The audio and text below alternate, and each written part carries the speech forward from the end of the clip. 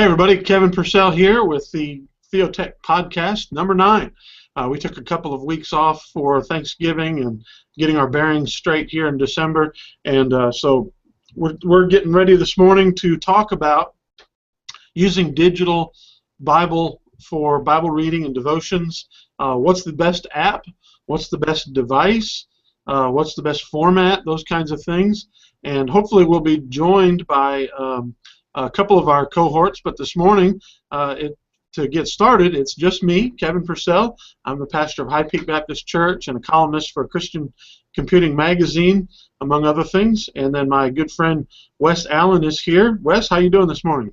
I am doing very well, Kevin. A little stressful week, but very glad to be back. Yeah, he's been being a pastor all week, driving most of the time, it sounds like, right? Absolutely. Yeah.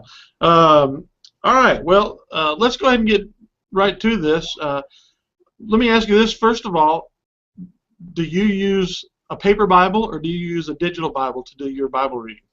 Yeah, I haven't used a paper Bible in probably a decade.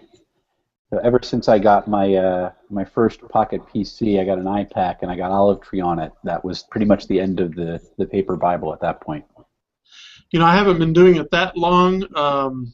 I used to use my paper Bible, even though I had the capability on a Pocket PC and then also a Palm device and then finally my iPhone before getting Android devices. But I don't know, maybe about 5 or 6 years ago is when I started going digital. And I think the reason for me doing that was the ability to put notes in the same place I put my sermon notes, and then having my sermon study notes available during my Bible reading. So if I'm reading a passage that I've preached on, either earlier this year or maybe even right now, there they are right there. And so that's one of the reasons that I started doing that, although that's not as much a help right now with the system I'm doing right now.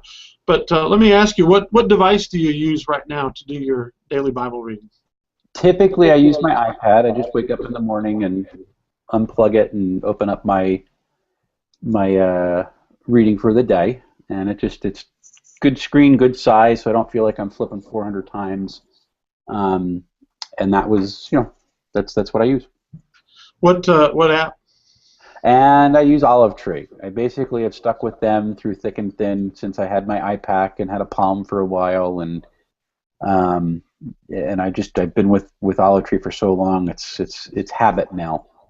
So how's that work? Let's say you're starting up a brand new reading. Let's say, okay, it's January. Maybe you've read through the whole book, a whole reading for the last year, and starting January 2015, you want to do a Bible reading. What's your system? How do you get things started? How do you set it up in Olive Tree? Well, what's nice with Olive Tree is when I first started trying to read through the Bible on a digital device, my old habit for reading Scripture was I would just start in Genesis, Psalms, and the New Testament, and I'd read 2 chapters out of each thing for however long it took me to get through, and then restart.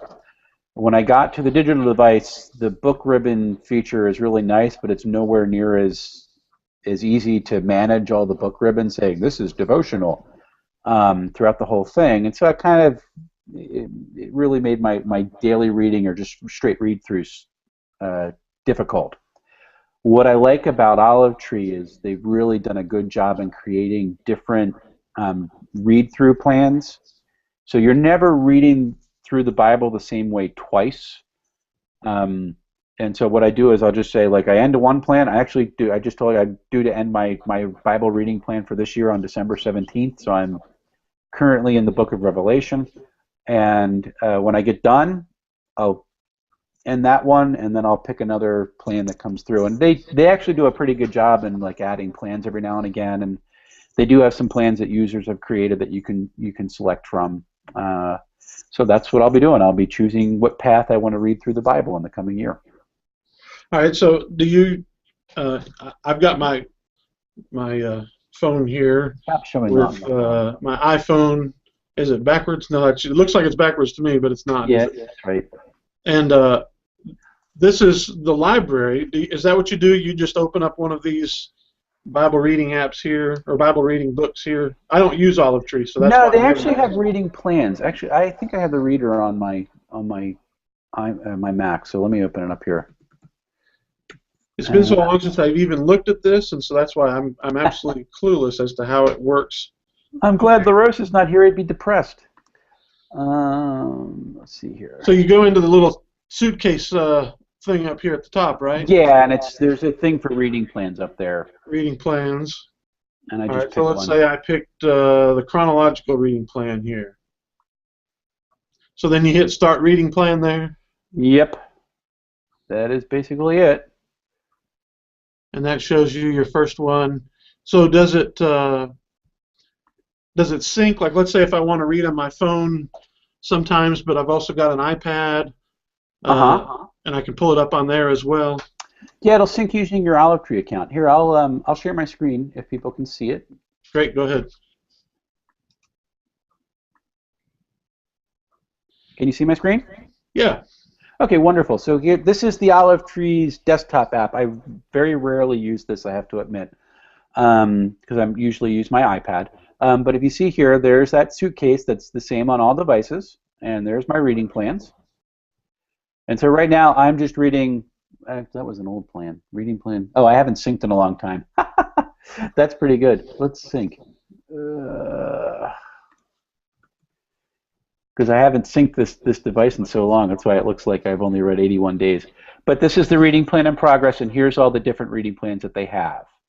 And I like it. They do things for the Olive Tree, being able to like just do certain seasons like Advent, and I've done the chronological. I've done a couple of these. Have ones where you read through the Old Testament once and the New Testament twice, which I really kind of like. And then there's, that Get More reading plans down there will open up their site for where people have generated plans. And it's really nice. It gives you a reading. You press, you get done, and it says you're done, and you press done, and then I go to something else. And that really does it. It's very, very helpful. The fact that yours only shows 81 days out of your plan is sort of emblematic of how this is normally done. I bet there are very few people that sit at their computer and do their daily Bible reading. But I know of some. I've heard of some that do that. Yeah. But would you put yourself in that category that you almost never sit at your computer to do your daily Bible reading? No, to me it's not a good experience for reading a book. The computer's more for doing research and things like that, which is why I do it on my iPad. Now I am a fan of the YouVersion Bible app, which by the way is probably one of the, well, I know it is the most downloaded Bible app on any platform.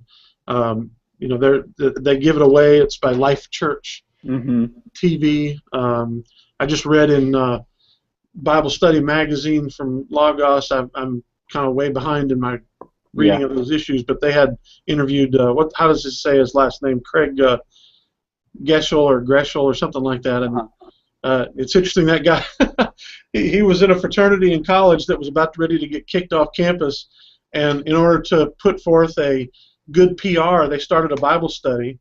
None of them, they just said, well, if we do a Bible study, maybe they'll not kick us off campus. And so they started this Bible study and just started reading the Bible together, and that's how he got saved. I think that's great. And then he went into the ministry by going to a church after he got saved, and they said, well, invite all your friends. So he got 17 of his fraternity brothers to come with him to church, and the pastor was so impressed that he brought 17 that he hired him. Oh, dear. So that's how he went into the ministry. But anyway, they've got this great app, and of course, you have your home page, if you can see that, and it'll give you a verse of the day, which you can easily share. It has sort of a social component that you can follow other people and see what they're reading. But then you go in, if you hit the menu right up here, the little hamburger button. That's not going too well or looking too good. But it has on the plans thing, it has a place where you can do. It shows you your plans, and here's it's trying to focus on my face. Kev, Here's my plan for today. As I every morning I drive my son to school, and while I'm driving, he reads the Bible. He'll read a chapter, and so what I did is I go through a book. They have plans for each book of the New Testament, and so we'll set up the plan and choose it, and we'll go through that book. It sort of makes him feel like he's succeeding at something. We go, hey, yay, we finished our plan. It's better to do that every couple of weeks than after 3 years. Right. But, so you just, it shows you here on the calendar, and you tap on the day, tap on the reading.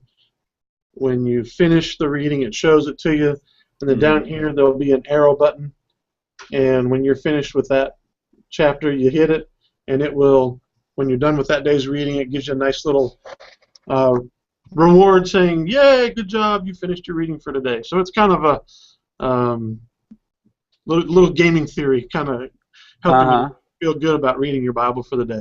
But the reason I've used this over the years is I find this is so much more reliable than, I've tried Logos, I've tried some of the others, but this always works. The other ones, occasionally they'll break or they won't be reliable. Right now there's a terrible problem with Logos. If you create a new Bible reading plan in Logos that uses pericopes, as it divides through the pericopes, right, instead of dividing by chapters. Explain to people what a pericope is. A pericope is a section. For example, in your paper Bible, you'll have these, you'll have the headlines, and instead of a chapter, you'll have a headline, say, every 5 or 10 or 20 verses, depending on how long that section is. So it's sort of like a pericope is like those headlines. You go from headline to headline. And so there's a terrible bug that if you set up a reading plan and you divide it by the pericope instead of by the chapter, which is what I have my reading plan set up as for the year, it won't sync. You won't see it on your mobile device. And so I just haven't used Logos since Logos 6 came out. A little bit of a bug. Yeah, that's a pretty serious bug if you are someone who has been investing for 9 months into a reading plan, and then all of a sudden they update it, and okay, you can't see it anymore. Yeah, it kind of frustrated me at first, and that's really when I finally decided, you know what, I'm just not going to bother with Logos reading plans anymore. I love Logos as a study tool, but until they get that fixed, I won't use it.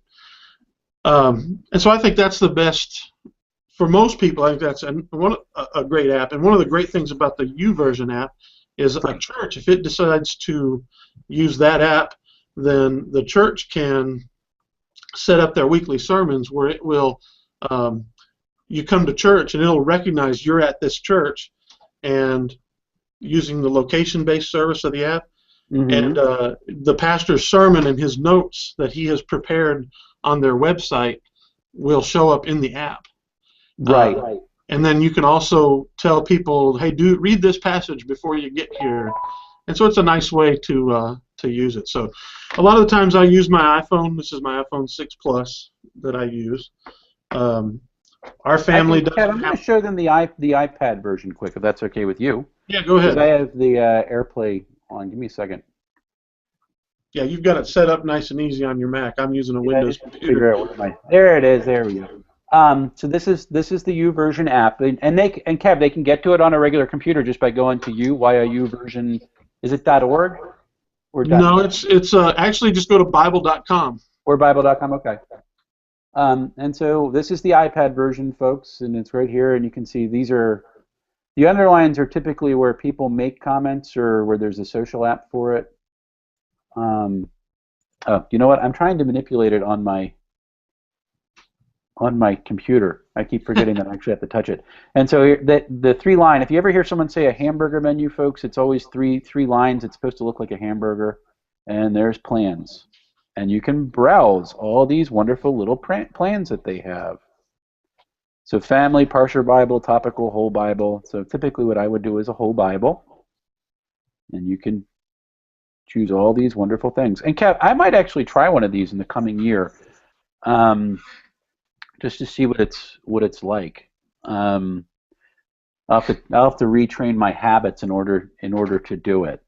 Yeah, that's one of the issues I have is you and I were talking before we started on air, is I liked having my Bible notes that I've taken in Logos available to me as I do my daily Bible reading. And with this, I can't do that because I don't have very many notes in the Bible app on the version. I mean, you can take notes. It lets you take notes and do highlighting. You can easily share. You know, most of the time when you see someone share a Bible verse on Twitter, it's probably come from this app. At least that's been my experience. About 9 out of 10 times I see it. But they've got a ton of really great different, what am I trying to say? Reading plans. They've got a ton of reading plans that they offer, so that you can see it. Let's see here. Let me hide that. I'm trying to find. I had the website up, and it is there. It is. Go to Bible.com. And I didn't click on my screen, so let me do that to share with you guys. I'm falling. Okay, there we go. Anyway, whoops. Well, you won't be able to see my password, so. You can hope. Yeah, so like here's the website version of it, and you can go in and reading plans. That's what I was looking for, the all plans. So you can add some day by day with Billy Graham, Craig and Amy Greshel's From This Day Forward. That's the pastor we were just talking about that got saved by using Bible study as a PR tool. The 1 Year Bible is actually one of my favorite Bible reading plans. I've used that a couple of times to read through the Bible. It's organized things, so it's almost like your Old Testament reading, your Psalm, and your New Testament reading often will coincide with one another with a similar topic. Awesome. If you're a fan of Newsboys or Hawk Nelson, you can do devotions from them. So anyway, that's one of the cool things that they offer that I really like. And let's go back to. Very nice. Falling again. Yeah. Well, here's another thing I wanted to show you. This is just me showing off my cool tools. Yeah, it's here. Notice what I have here with me. This is the. Is that the Nexus 9? You got a Nexus 9? Yeah. When did you get that? I got the first one about 2 weeks ago, but it had a bug in that. For some reason on that tablet, auto rotation didn't work, and so it wouldn't do this. Android's always had problems with that. Well, I've never experienced it. Yeah, my Nexus 7, I have to reboot it constantly. Oh, do you? You have a problem with auto rotation on your Nexus 7? I usually turn it off. I had both Nexus 7s, and I've never had that problem. I've had a whole bunch of Samsung phones and a couple of HTC phones, and never experienced the problem. But anyway, the only reason I'm partially doing this is to show off my new toy, but I'm going to pull up the Bible app from Logos, and you'll notice I told you about that. It has a terrible bug. Right. I should see a couple of Bible reading plans, but you only see one there. Okay. And that's because one just won't show up. And this one I'm way behind as well because I never use this app anymore. But it puts your today's readings right there, and then when you tap on it, it'll go first to the very first reading in that daily reading. When you get to the end of that reading, let's see if we can find the end. Notice that it has right here. Shows you what's the next reading in that plan. Just tap on it, and it'll jump you to that verse. And then when you get to that verse, you can it'll say end, and you tap on that, and that ends it. And of course, it syncs. Scroll. Say that again. How does the Logos app scroll? Is it flipping or is it swipe up and down? It does. All right. I've got it set up where it's swiping from page Yeah. to page. I can't show my face. My camera wants to. That's okay. You're good.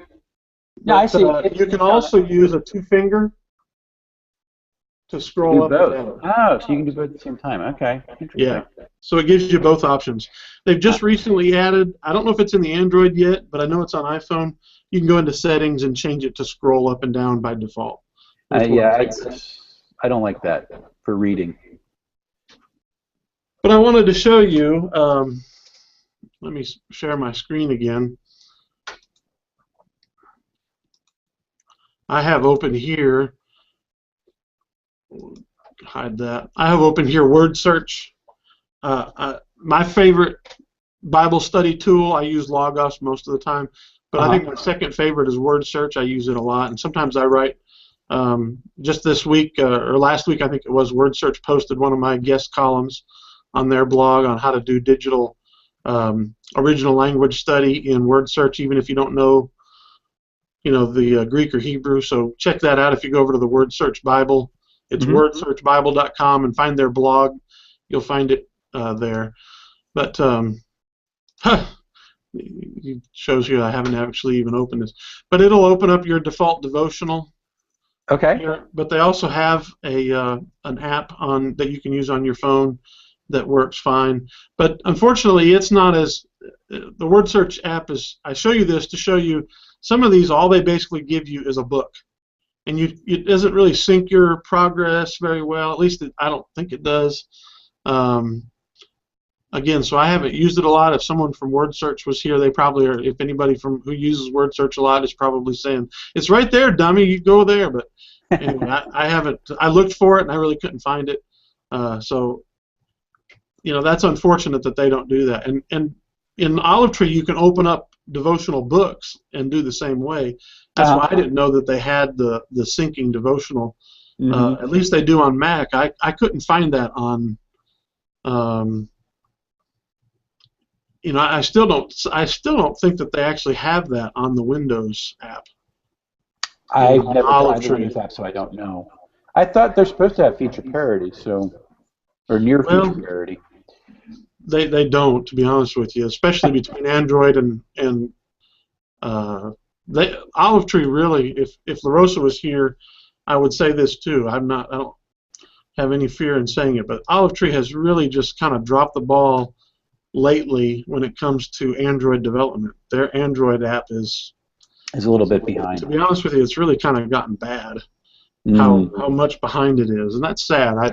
They were so good, but the Android Olive Tree app is so far behind. It feels like, so I almost never open it on my Android phone. Gotcha. If I'm going to use it mobile, I'm going to use it on my iPhone. But not very many people own two phones. The only reason I do is because we gave up our home phone, and because I write about the stuff, I want to have both. Right.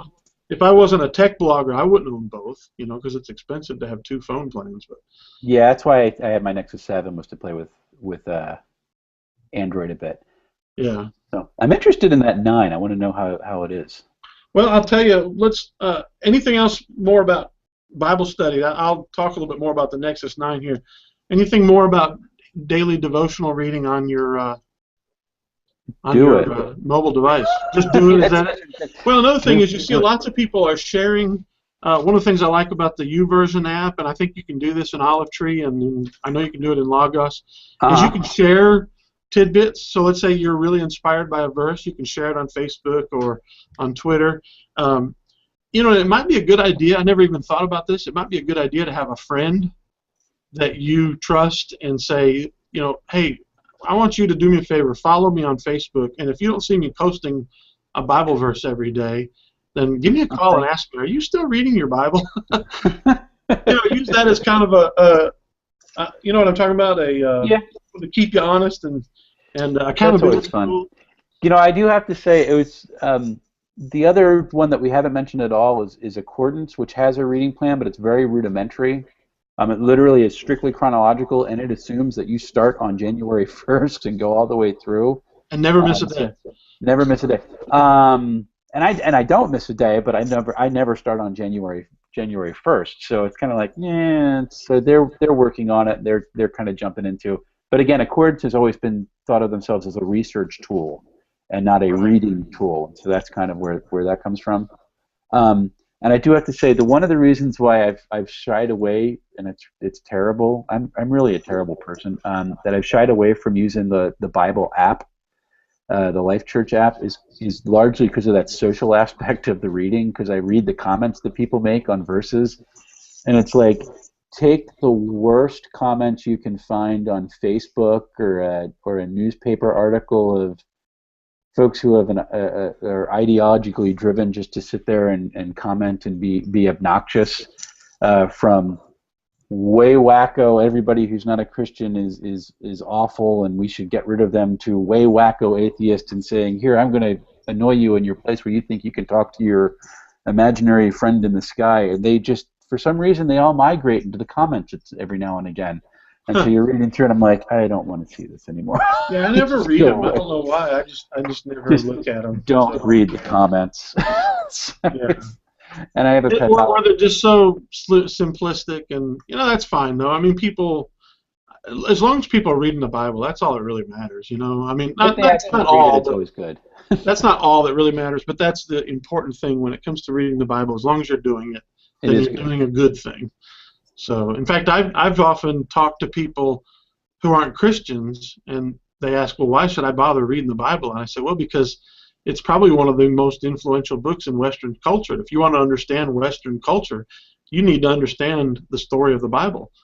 Even if you hate God, or are certain that there is no God, and you think Jesus was a misogynist pig, which, he wasn't, but even if you think that, or that he's a fictionary character that never really walked the face of the earth, you still ought to read it, because our language, our metaphors, the allusions that we get to, it all comes in large measure from Scripture. I mean, we have words in the English language that were invented for Bible translation.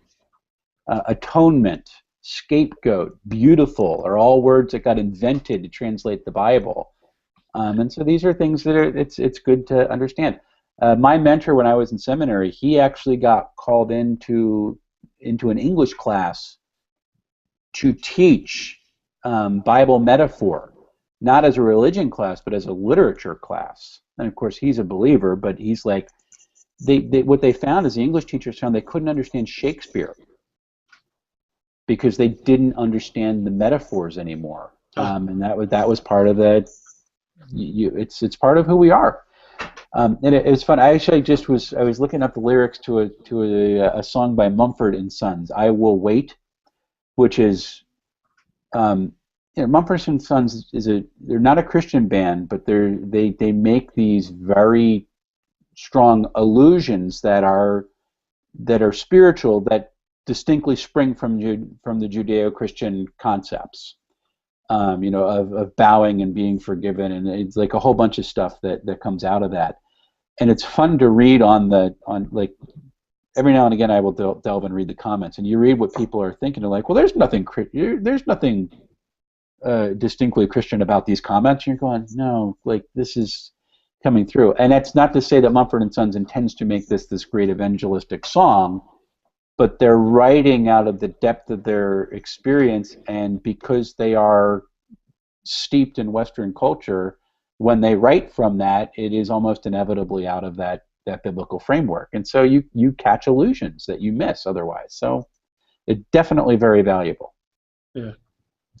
Well, one last thing I want to say, and that is the most reliable Bible app and Bible reading tool. It's right here. And so make sure that you always have one of these close by. What's great is this has got unlimited battery life, and it's the highest resolution screen that you can think of. And so, that's my low-tech joke of the day. All right. Don't get it in your coffee, or let your dog sit on it. So that's right. Well, although this will survive a coffee spill far better than this. That is absolutely. This is a lot more reliable after a coffee spill than this is. But that is true. If you ever do coffee spill this, make sure you get a bag of rice and drop it in immediately, and pray that you never use sugar or cream in coffee. And if you have a device that has Anyway. a battery in it, take it out fast, instantly. Don't blow on it. Everybody wants to blow on it in order to get rid of the juice. Don't blow on it. Just kind of do like this. Do this and put it down. I've actually saved probably 4 phones with rice in a bag. That's amazing what you can do with that. You can buy there's some kind of silicon-based stuff. It's a desiccation powder. What is it? It's it's a desiccative. Is that how you pronounce it? It's like when you buy something electronic and it's in a plastic bag and it has those little packets that look like a salt packet and it says "Don't eat." Yeah. That's the silicone gel. It's all to get the moisture out of the Okay. bag. What's that stuff taste like? You don't want to try. You're such a rebel. I thought maybe you might have actually ate it anyway. I'm not quite that rebellious. I'm rebellious, not stupid. No, the next Tell me is about that. This is the best Android tablet that you can buy. Yeah, I have no doubt about that. Prior to this, I would have said the Samsung Galaxy S. But I actually went. I had little money. I sold a couple things. And I said, you know what, I want to get another Android tablet. I had gotten rid of an old one that was now out of date, and I looked at the update plans that Samsung had for it, for Lollipop, and it wasn't even on the list. And so I said, you know, it's time to move on. And so I actually went and I had reviewed a Galaxy S 8.4. And that was such a beautiful screen. I was so stunned by it. So I went and got another one of those just because I had to return the one to Samsung. Gotcha. And I bought it. It's an 8.4-inch screen. And after about not even a week, after about 5 days, I was just like, you know, I loved this when I reviewed it, but there's something different now. I don't know what, like maybe they've updated it and they had a bad update or something. It just wasn't as fluid. It wasn't as smooth. And then, of course, Lollipop had just come out, and the Nexus 9 was being released at that moment. And I thought to myself, you know, I really should have got that Nexus 9 because Best Buy just started carrying them, which is where I bought the Galaxy S. And so I took it back and replaced it for this, or for actually one very much like this. Unfortunately, the one that I got had a problem with auto-rotate. When you had Google Now turned on, in the tablet, you switch it to the side here, and it'll give you your Google Now cards. When Google Now was turned on, or when location-based services was turned on, it would not do this. I wonder if that's what's wrong with my Nexus 7. I'll have to look at that. Okay, cool. And so I got online, did some research on it, and I didn't know that was what was causing the problem, but then I found out that's what it was. So I turned off Google Now, I turned off location services, and it rotated just fine. But I started thinking, you know, I've just bought this thing. Do I really want it if it doesn't work? And so I checked around and found out that most people aren't having that problem. And so I tried to return it to Best Buy. They didn't have any more in stock. So I just got my money back for it. And I found that just that very day, which was Wednesday, Amazon discounted it $50 for the holiday season. Hey, it's $429 for the 32 right now. What's that? It's $429 for the 32 gig right now. Yeah, and you want to get the 32 gigs. 16 gigs, a good 3 or 4 gigs of that is going to be taken up by memory or by apps and stuff that are pre-installed. So get the 32 gig. But it's just, it's a beautiful tablet, great screen, very fluid. Things just pop when you tap on it to open it. It does a great job. It's excellent for reading. Let's see here. I read some magazines. We'll open up Maximum PC. Oh, I didn't download that because I already finished it. But anyway, for Bible reading, the text is very crisp. You know, bright, even in sunlight. It just does a beautiful job. It's fast. It feels good. Notice I'm holding it in one hand. While that's not the most comfortable way to hold it, if you've got big hands, you can. Landscape mode, Nice. It's got something to hold on to it. And the other thing that I'm not used to, and that is an Android tablet with a 4:3 aspect ratio. Which I love. Oh, I so much prefer that. I didn't think I did. I didn't realize that I preferred it. Mm-hmm. But I always would sort of look at my Android tablets that I've had in the past, and they all had a 16:9 aspect ratio. And I'd look at them and I'd think, why does the iPad just feel better when you're looking at stuff on the screen? And that's actually it. That's exactly. That's why the stunned Surface that went to that's 3 by the 2. reason. What's that? That's why the Surface, the Pro 3 went 3 by 2. Yeah, The yeah. productivity And so didn't need that height. I was stunned that that's, you know, they're making them all for watching video. Well, that's maybe 10% of what you're going to do with this thing. Mm-hmm. Now, I will say that, you know, when you're watching a video, let's see if I can pull something up quickly here. When you're watching a video, I haven't opened up YouTube on this before. I was going to pull up one of our videos just so that when you're watching a video on it, it does give you this, let's see. All right. Nice and sunny, day 3, and that's good. You know, you are going to get these lines across the top. Yeah, the letterboxing. Right. Yeah, letterboxing. And if that annoys you, then this is going to annoy you, because most video today is 16:9 format, and so that probably will get in the way. So if you're a person who does use a tablet to mostly watch video, you know, this might not be the best choice. It might be better to go to one of the very high resolution Samsung Galaxy S tablets. They have a 10.5-inch version and an 8.4-inch version that cost about the same. Yeah. The 8.4 is just a little bit less than this, but the 10.5 is just a little bit more. Mm-hmm. So I don't like holding a big 16:9 tablet. Yeah. My Nexus 7 is fine, but I don't like using it for productivity. Yeah, and holding it like this, 16:9 just feels weird. It's just it too really tall. does. At least on anything bigger than 7 inches, it really feels odd. Yeah, but this feels more like a book. Yep. And so I love the aspect ratio. I'm so glad that they made that. And then I'm not even going to try to show you to play audio, because it's not going to come through you know, very well. But the audio on this, compared to, I've had Nexus 7s. I've owned the first 2 generations of the Nexus 7. I don't have one now. But the audio on this is a lot better. And compared to the iPad, it blows the iPad audio away. It's so much better. So, like, I can play music and do my Bible reading, or, you know, be just looking on the internet, and the music just, yeah, it's not great. It doesn't, you know, if you want really good sounding music, put your headphones in. But sometimes I don't want to wear headphones, and so the audio on this sounds so much better than most other tablets that I have seen, and so I'm really pleased. And that's because HTC just does a really good job with audio on their mobile devices, and they're the ones that made this for Google. I think HTC makes incredible hardware in general. HTC is incredible hardware in general. Yeah, they do a good job. Some people don't like, it's got some give. You know, I don't know if I can really show that. It's got a little give on the back, but you know what? It's not enough that I notice it.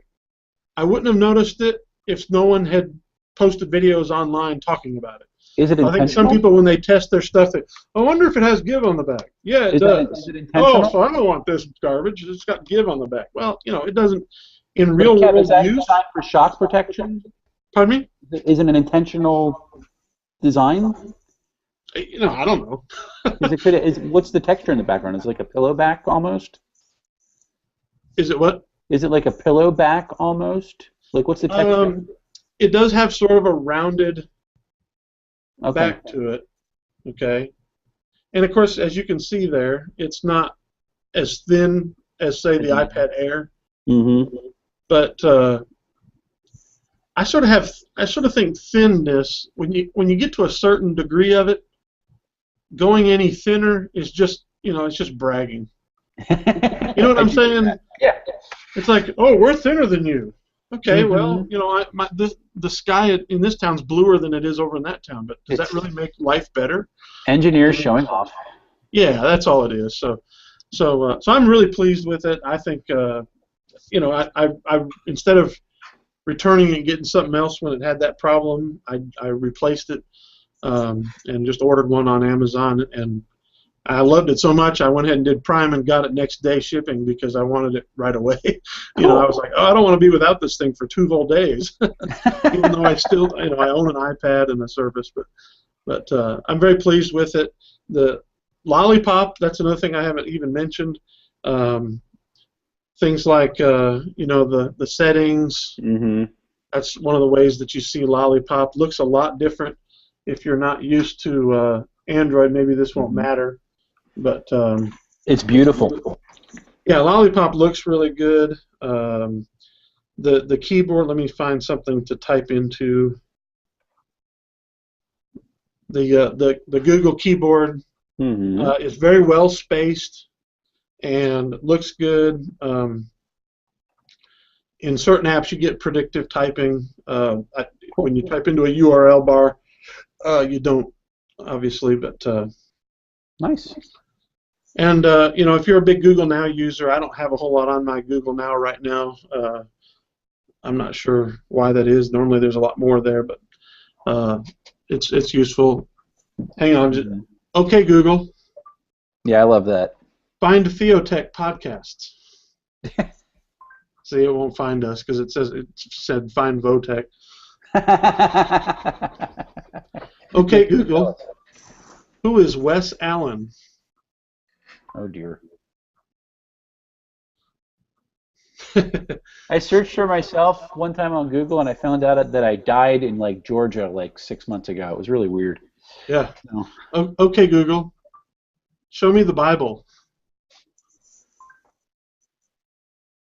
Saying okay, Google works really well. Yeah, it's cool. So I'm pleased with it. If you're an Android fan and want a new tablet, that's the one to get. That's the iPad of tablets, of Android tablets. Compared to the iPad, it sort of falls in the middle. It's bigger than the Mini and it's smaller than the Air, and that little difference is a big deal. I liked the Mini, but I don't own one now. I got rid of mine because it still felt a little too small. And the iPad Air is thin and light. Yeah. But that 10-inch, that extra. That 9.7 inches is a little bit too big. That extra. It's not even a full inch bigger. Yeah. It feels bigger. So I don't pull my iPad out as much. Okay. One thing I haven't yet done with this is I haven't preached from it yet. Okay. So we'll see how that goes. Sadly, Microsoft is running I use Word on my iPad. I use it on all my computers. I use it on my phones, and they have a tablet version for Android in beta, and I actually got into the beta, but it's not Lollipop compatible, so it's useless to me, unfortunately. And I haven't been able to find an APK to sideload it. So that means to take the software, the installation software for Android, and install it using something other than the App Store. So anyway. Well, we had a good time. I don't think our friends remembered that we were doing this. They all talked about what a great topic talking about Bible apps was, and then decided life got in the way. That's right. And you probably need to get going here soon, so I guess we'll sign off for now. Anything coming up or anything going on in your life you want to share? No, I've really been having fun. I hope in the coming year we are going to be setting up a private cloud for ABCNJ. So I can talk with churches about that. Hopefully in the next couple of months, that should be pretty interesting. We're going to try to use. Right now, we're looking at using File Transporter, which is really neat, and we'll see what happens. So that's my next big project for ABCNJ, and I do hope. When you say private cloud, what do you mean by that? Instead of using, it's basically setting up our Dropbox. Using technology from File Transporter. There's a whole bunch of options you can use. BitTorrent Sync is one of them, but we want to make it as idiot-proof as possible. BitTorrent Sync is very nice and awesome, and I use it constantly, but it's not idiot-proof. So we have to. We really have to. And it's not to say that I work with idiots, but it's very. The initial setup is very confusing because we think it's going to be Dropbox and it's very different, so that's hard to explain to people. Why would you do that instead of just use the Dropbox? We want to have control of the data. Okay. We want to put our stuff on and make sure that it's we're not going to pay them constantly per month for data for our whole team. We want to be able to know that it's something that we have, that the NSA is not going to be like, hey, we need to know what their tax documents are. So we'll put nothing private on Dropbox. We could do that a little bit more readily with something that we control. File transporters, it's all hardware built in. It's really cool. There's other things we could do. We talked about Raspberry Pi. I could set up something called Own Cloud, but that's a lot more maintenance. And because I'm not full time up there, we need something that's less full time. There's something I reviewed for Gotta Be Mobile a couple of years ago, and the only thing I can remember is that it was a pink device, one of them color, that you plugged hard drives into. And Drobo. No, it wasn't Drobo. It was cheaper than Drobo, but it worked really well. And the company never saw your data. Pogo plug. Pogo, yeah. That was it. Yeah. I like those too. I don't even know if they're making them anymore. To tell you the truth. They're still in business. Yeah. That was another one that I liked, and I'll probably look at that for separate. But we're going to go halfway between big corporate and the personal stuff. Eventually, what I would like to do, real simple. Yeah, like people who don't have a lot of technical genius, they can run. Plug, go. I might actually. That might be a good thing for me to put my Aperture library on my photos. But what I like is just we'll have a box that can contain all of our data that I can upgrade, and then the users we can give the little desktop stuff, so all their stuff is automatically backed up to their home every day.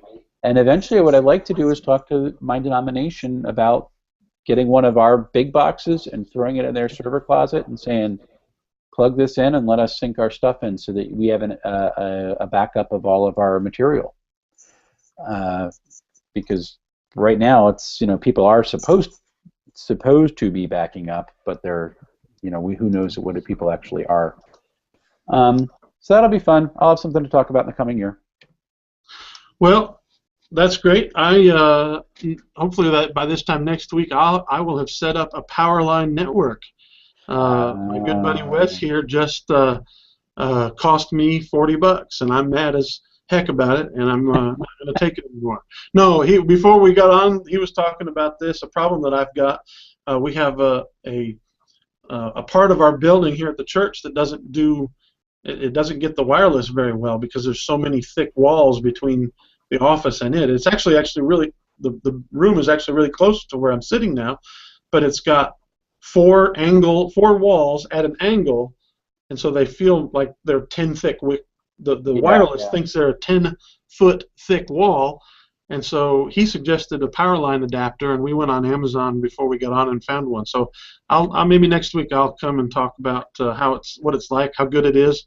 I had tested one out, maybe, I don't know, 15 years ago when they first came out, and it was terrible. So I'm hoping this will be a lot better. And the purpose of that was so that I could run presentations in that fellowship hall where we have our Wednesday night Bible study and do them without having to worry about the thing dropping while I'm doing wireless. So we'll see how that goes. I'll let you know how that works. But if you're looking for a good Christmas-themed Bible study, contact me on Google+, and I've got a bunch of those. We're doing the White Christmas Bible study this year.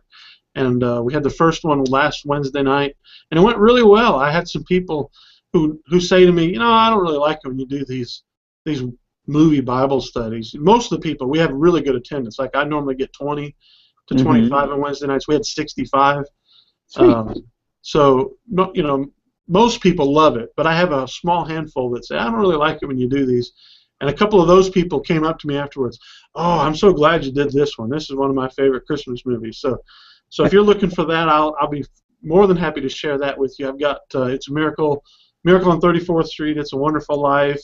I've done, I don't know, if you could think of a Christmas movie that doesn't have a lot of cussing and profanity, I've probably done a movie Bible study. So if you're looking for something this Christmas, hit me up. I'll be happy to share some of the ones I've got with you. I used to post them on my website, but now my website goes directly to Google Plus, so I don't do that anymore. But all right, well, we're going to go ahead and sign off, and it's been good. Thanks for watching. Make sure you subscribe to us if you're watching this on YouTube.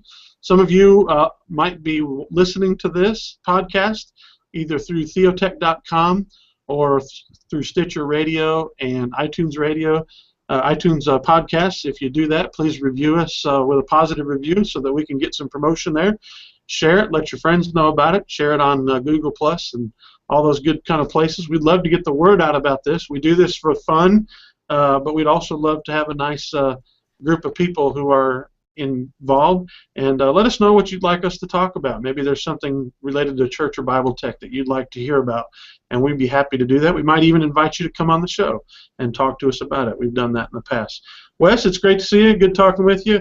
Thanks, Awesome. everybody, for watching, and we're going to sign off now. This is Theotek Podcast.